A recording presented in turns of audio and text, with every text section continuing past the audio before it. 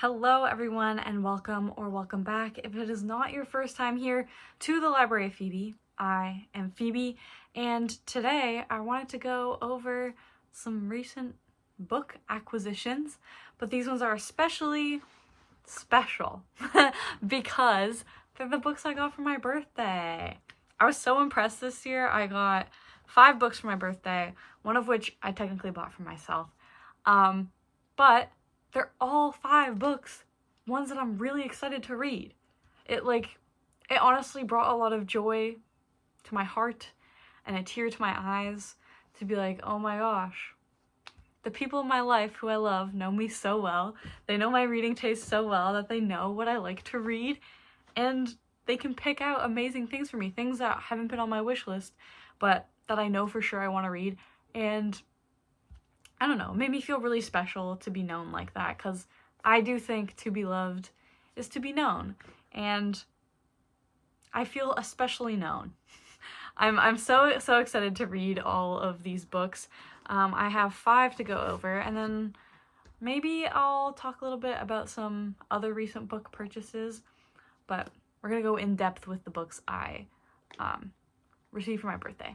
So first, this is actually one that I bought with my own money, but it was on my day of actual birth. I went shopping. So it is Maurice by E.M. Forster. I've been wanting to read this book for so long, and right now just feels like a good time to do it. And I saw a copy of it in the bookstore when I was shopping, and you can see I've already read like a couple pages of it. But this book, through the back, it says, "A tale of bravery and defiance. This intensely personal novel was completed in 1914, but remained unpublished until after Forster's death in 1970. A founding work of modern gay literature, it tells the story of Maurice Hall, a privileged young man who finds himself increasingly attracted to his own sex. Through Clive, whom he encounters at Cambridge, and through Alec, the gamekeeper on Clive's country estate, Maurice gradually experiences a profound emotional and sexual awakening. Maurice offers a powerful condemnation of the repressive attitudes of British society and is at once a moving love story and an intimate tale of one man's self-discovery." This just sounds exactly like the type of queer book that's right up my alley. Academia setting, repression, self-discovery. That's my type of queer book. So even though I picked it up for myself, I'm super excited to read this. Hopefully it'll be super soon. So that's the first one. Next is a really, really special one. This is The Hound of Scrying Hollow, and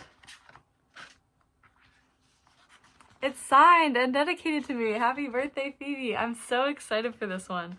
I just finished reading a book, Starling House by Alexi Harrow, and that one took me by surprise. I actually really enjoyed it, and I wasn't expecting to enjoy it as much as I did. It helped me because I've been in a bit of a reading slump. It helped me kind of motivate myself to read. That was definitely a book that I found myself wanting to neglect other things to just read all day.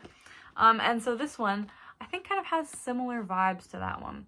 So I hope it is as good and I love it as much. Here's what it says it is about.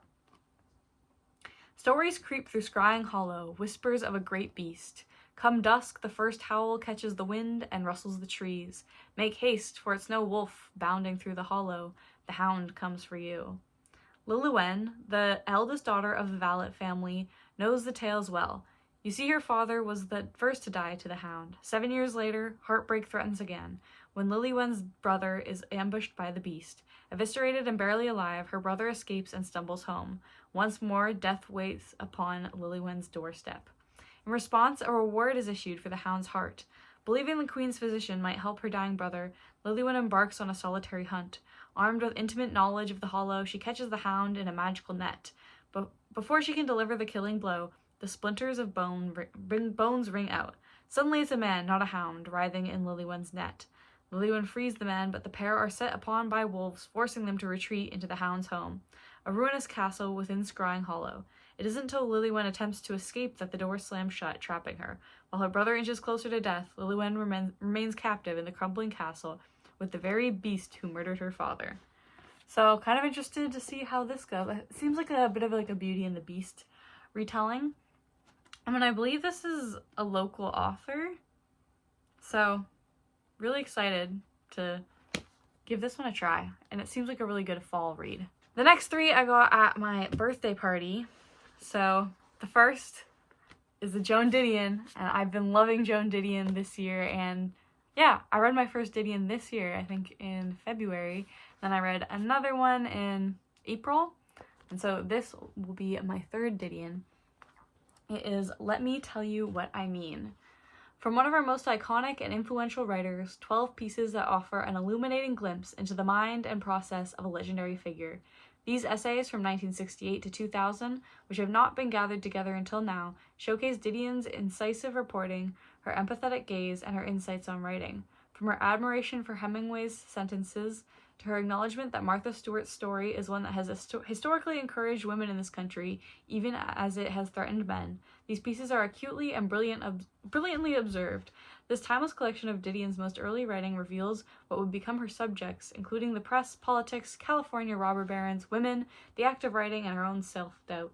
Each piece is classic Didion, sharp, bemused, and stunningly prescient.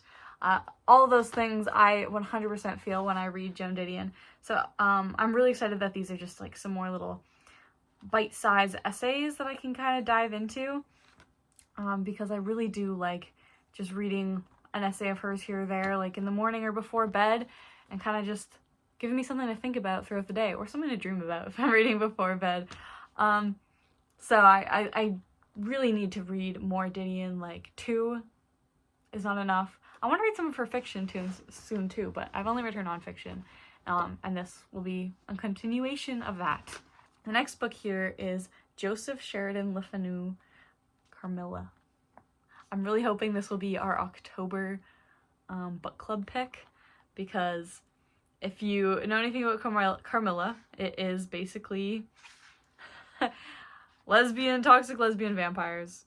So this is one that I cannot wait to read. The haunting tale of a young woman being seduced by a female vampire, Joseph Sheridan Le Fanu's Carmilla still manages to enthrall its readers almost 2 centuries later. Predating Dracula by some 26 years, Carmilla is the first and perhaps the greatest of vampire stories. So, excited to read this one because October is coming up. Perfect time for vampires. Perfect time for like so many of these like fall academia, spooky type books. And this, especially after reading, what is it? Bury Our Bones in the Midnight Soil this year, I need more toxic lesbian vampires in my life. So I hope this will scratch that itch. And then finally, from what I received as gifts, we have When We Are Orphans by Kazuo Ishiguro. I've read Claire on the Sun, and I'm super excited to read more. I think I've heard like Claire on the Sun isn't his best, but it's also not his worst. I've also read like half of The Buried Giant, which I've heard is not his best work at all, but I'm excited to read this one because it's a bit of like a mystery, and it's one that I haven't heard of by him so much. So here's what it's about. England, 1930s, an unsolved crime has always haunted Detective Christopher Banks, the disappearance of his parents in old Shanghai when he was a small boy. 20 years later, as the world lurches towards total war, Banks returns to old Shanghai, and the layers of the story peel back to reveal what the detective himself can't or won't see, that his heralded powers of perception may be blinding as well as illuminating, that his memory may be distorted by his childhood tragedies, and that the simplest desires, a child's for his parents, a man's for understanding, may give rise to the most complicated truths. I think this one is definitely a priority. I also feel like this is a good fall vibe book, maybe also just the cover. It's very beautiful. And you know what? As a bonus, I think I'm just going to tell you about some other books that I've purchased since my last book haul. So let me grab those. Okay, we'll go with most recent to oldest acquisition. So most recently I got The Western Lands by William Burroughs. I'm a Burroughs fan, what can I say?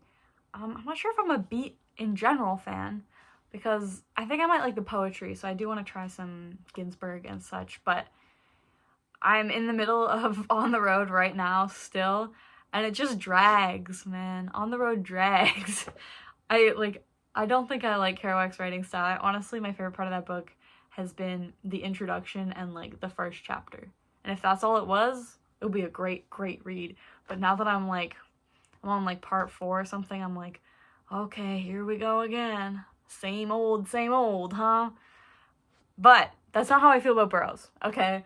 So I saw this in my used bookstore, and I was, like, Googling it, and I was like, I guess it's part of a trilogy, but they said on Reddit that you don't have to read the trilogy in order. Actually, this might be the most accessible of the trilogy, even if it's the last one. So we'll see. I think I want to read Naked Lunch first. I still haven't read Naked Lunch. I've read 3 Burroughs this year. So we'll see when I get to this. It'll hopefully be sometime soon. I really like this cover. And it's like such like a nice floppy one, penguin edition. It's very beautiful on the inside as well. And then next we have A Streetcar Named Desire by Tennessee Williams. I think I got all of these books thrifted that you're seeing now. Just look how beautiful this book is, and it has pictures in there. I think it's a movie tie-in, and normally I'm not like a huge movie tie-in person, but this one is from the ABC television series, and I do love it. What can I say?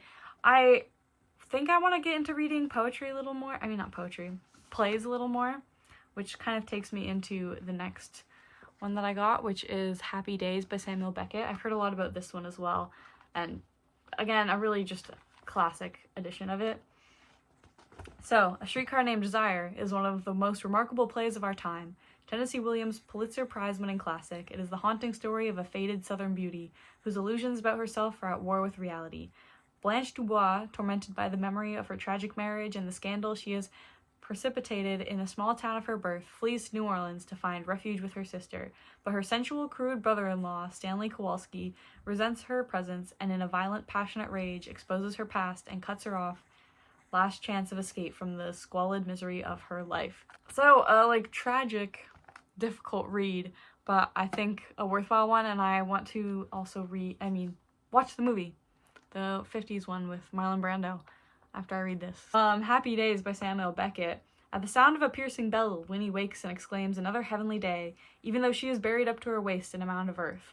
Winnie, ever the optimist, goes about her day without acknowledging her precarious position. She brushes her teeth, puts on lipstick, reminisces, and references great works of literature that she has read, but she can no longer remember the lines that inspired her. Her source of comfort and inspiration, and all her happy days, are the items of her seemingly bottomless bag, her thoughts, and the presence of her companion Willie.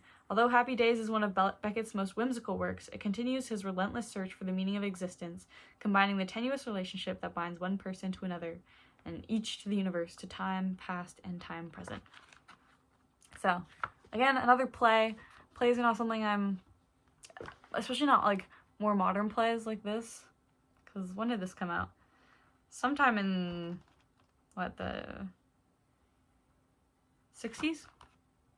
So not super modern, but like a bit more modern than like Shakespeare, which is the plays I have read. So excited to give this a nice little try. Next, we have another ishiguro that I already talked about, Remains of the Day. So in the summer of 1956, Stevens, an aging butler, has embarked on a rare holiday, a 6-day motoring trip through the West Country, but his travels are disturbed by the memories of a lifetime in service to the late Lord Darlington. Again, this is like a movie tie-in, but I don't know, I like this one. I think it's just because of the older paperbacks. I don't mind it so much when it's a movie tie-in because they're still beautiful and they're not like that weird cover where it's like shiny, and like the title is still very present, and I feel like design elements are there. I don't know. I don't mind these ones so much. So, another ishiguro. And the last one I'll talk about is Interpreter of Maladies, which is just some stories by jhumpa lahiri. So Interpreter of Maladies by jhumpa lahiri. These are just some stories. Again, kind of like along the lines of what I like to do with Didion, I think, is just give each of them a little read and see how I feel. Are these fiction? Yes, I believe this is fiction. So a bit different vibes than Didion, but maybe it's two that I can pick up at the same time, and kind of when I'm in the mood for a fiction story, I read this one. When I'm in the mood for a nonfiction, I read Didion. Yeah, and this was recommended to me by a friend, actually the same friend who gave me We Were Orphans. So maybe I should pair these books together. I don't know. Those are all the books I'm going to talk about today. So let me know which of these I need to read first. which I need to make urgent priority, which of these you've read, and if you have any thoughts on them. Thank you so much for watching. Like, comment, subscribe, and I'll see you next time on the Library of Phoebe.